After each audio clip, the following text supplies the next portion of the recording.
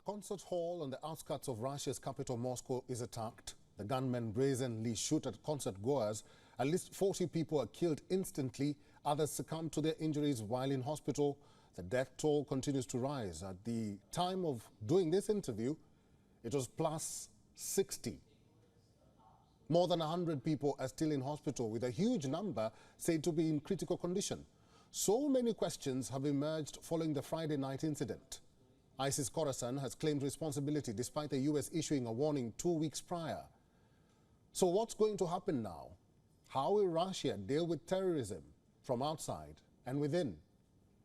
Diesen is a professor of international relations at the University of Southeastern Norway. The professor is now joining us from Oslo. Good to see you, Professor, and welcome. Reports from Russia have come as a huge shock to so many people globally, especially now that it has been confirmed it is a terror-related incident. What do you think will be President Putin's next or immediate action? Well, I think it all depends as information comes forward. Obviously, at the moment, the country is in shock. The death toll is extremely high, includes even children. So this is truly one of the great horrific terror attacks in Russia. But I assume that first they would have to find out who is behind this. Obviously, ISIS appear to claim credit for the attack. So this has to be confirmed first if it's actually ISIS who is behind this attack. And if it is ISIS, only ISIS that is, then obviously the consequences would probably be limited to stricter security within Russia and, of course, tracking down whoever was behind this. But, of course, this ISIS attack was supported by, for example, United States or Ukraine, then obviously this will have much, much greater repercussions. So at the moment, there's obviously some suspicions in Russia, given that the United States warned its citizens a couple of weeks ago to not be in Moscow due to the risk of a terror attack. So obviously the question will be, what did the US know? Did they share it? No, well, hopefully they were not involved in this. And well, the same would apply for Ukraine. If there would be any links to Ukraine, obviously this would lead in a formal declaration of war, probably, between Russia and Ukraine. But again, we don't really know anything yet. So far, all we really know is that ISIS has claimed responsibility for the attack. And one can only hope that it doesn't have any wider implications, that it draws in actual nation states.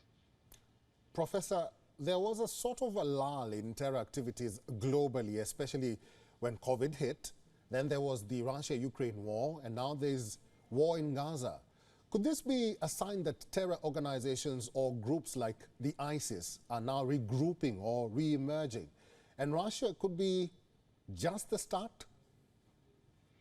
This is also a possibility because obviously Russia has been one of the main actors in Syria to fight ISIS, and this could be then simply a revival of the terror in the region. Which is why one should be very careful not to jump into a conclusion or speculate too much. But it is possible that we could be seeing a revival of these terror networks around the world. Professor, why would a group like ISIS Khorasan attack Russia? What do they have against President Vladimir Putin? And the attack came days after Putin's re-election. Is there any connection there? Well, again, that would be speculation if it was concerning the election. But why they would attack Russia now? It all depends. This is why I'm saying I think the two main logical explanation would be either Russia's role in fighting ISIS in Syria, or it could be related to the Ukraine war. But beyond this, it's unclear why Russia would be targeted for this. So it's again, this is the problem after such a huge terror attack. One is often left speculating as all the information has not come forward yet.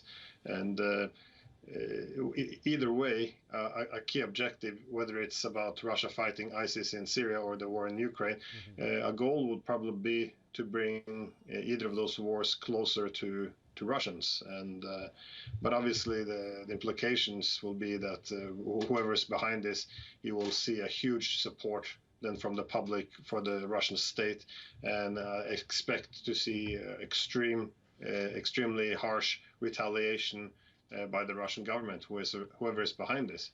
So it's again, it all depends, as there's too much uncertainty at this point. Right, too much uncertainty, but I still remain on that point, because according to our research, we did find that the ISIS Khorasan group has a big problem with Vladimir Putin's reign or rule, and that's why probably they may have attacked Moscow. Do you see any connection there? Well, it could be. Again, Putin has been the president now for a good 24 years, so it's a lot of the policies of Russia could be attributed directly to him, which means it could be symbolic to do this immediately after the election. You know, it could be punishing the Russians for electing Putin. So again, it would all be speculations, but obviously, given that there has just been an election now in Russia, it can't be ruled out that this could have some connections to the motivation, if this is indeed this terror group which is behind the attack. Professor, the Kremlin says that they cannot rule out any involvement of Ukraine in the attack, like you mentioned there earlier. What is the likely impact or repercussion for that statement? Well, once the attack occurred, I looked through the different Telegram channels, and of course there was some celebrations on the Ukrainian Telegram channels, but not immediately, but shortly thereafter, they were quickly removed a lot of this. So it wouldn't mean anything. I think people say something, then they accept the severity of it and then remove it. So I haven't, again, the Russian intelligence agencies would have more information than I would. So if it was an actual terror attack, it's not something that Ukraine has done to this extent. They've focused on attacking, civilian infrastructure or shelling civilian population, perhaps. But this going in such a way of a terror attack, it doesn't seem like anything that Ukraine has done. So. Slaughtering people in this way in a concert hall with automatic weapons. So I would be critical that Ukraine would have something to do with this until I would see some actual evidence. But obviously, if Ukraine has some cooperation, shared some intelligence, something with this terror group, then obviously this would change the entire dynamic of the war. I think one has to keep in mind that the civilian casualty vis-a-vis the military casualties are very small compared to usual wars. So I think you can expect to see a much more aggressive Russian posture if it would turn out that Ukraine would have any involvement in this. Right, let's talk about the war then. Do you think the gruesome incident will likely impinge on the ongoing war, which seems to be escalating already? Well, the war is entering a very dangerous phase because this is now being recognized across the Western media now as well, simply because this is a attrition war, so you can measure it in quite observable indicators. So what people are pointing out is, the Ukrainians have a huge shortage of manpower, military equipment, the weapon system, ammunition.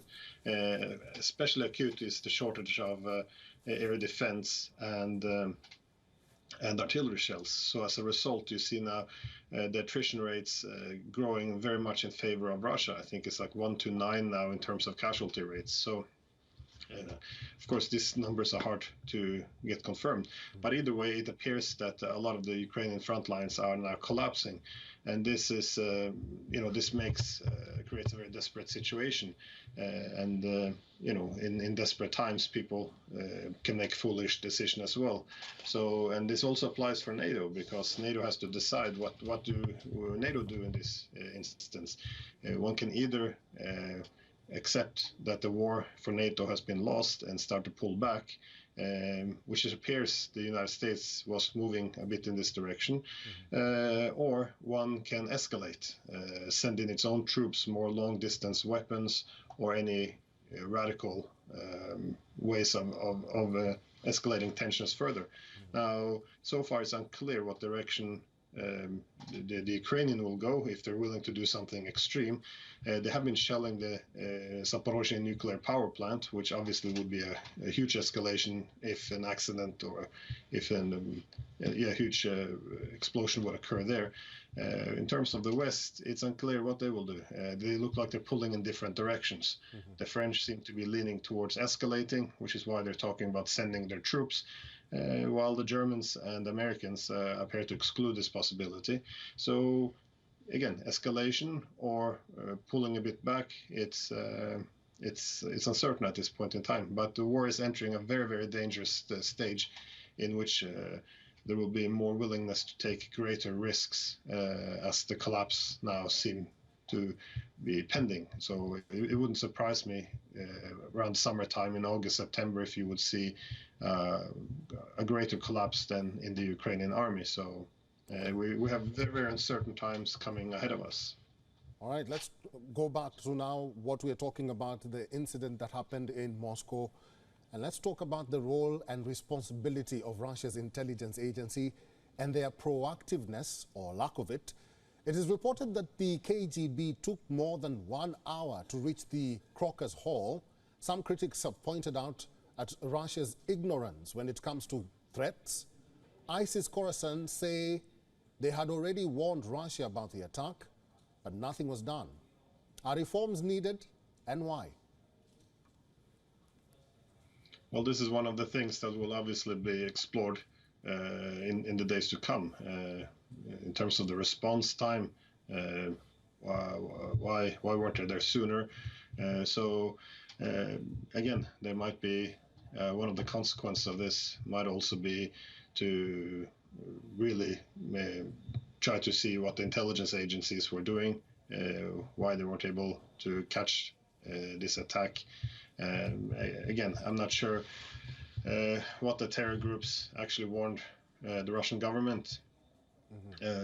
Again, I'm always careful not to trust the terror groups at face value, and at this point, one shouldn't trust anyone. I understand, Professor. Finally, should the world be worried, or should we just be alert? And going forward, which countries are now highly vulnerable to terrorism globally, you think? Well, I think a key motivation for terror could be the whole destabilization of the Middle East. Obviously, the likely genocide taking place now in Palestine is impacting the wider region. So it depends. Obviously, European capitals are also vulnerable to terrorism, which we've seen in the past. So one would hope that the intelligence agencies across the world would, as you say, stay more alert. But this also requires more cooperation. This is one of the problems when you have a war such as the one we have in Ukraine. Is institutions tend to break down, which is of mutual benefit, and also cooperation on fighting terror breaks down. So sharing intelligence on where the attacks might occur, and this is a problem because I think what's required in situations like this is to compartmentalize. That is, we in NATO and Russia have a conflict in Ukraine, but when it comes to terrorist groups, that we can put this aside and still work on fighting terror. So some areas one would compete, some areas you would cooperate, and I think this is very necessary because for terror groups like ISIS, they would, of course, they would have, they would threaten both sides. So it would be a mutual interest to find some area to cooperate. And once this breaks down, everyone loses. So, but as I go back to my original point, we know so far very little about who was actually behind it. So it has to still be confirmed And yeah, there's a lot of unanswered questions. A lot of unanswered questions indeed. Glenn Diesen is a professor of international relations at the University of Southeastern Norway. Thank you very much for your insights and for talking to us today, Professor. For all the latest news, download the WION app and subscribe to our YouTube channel.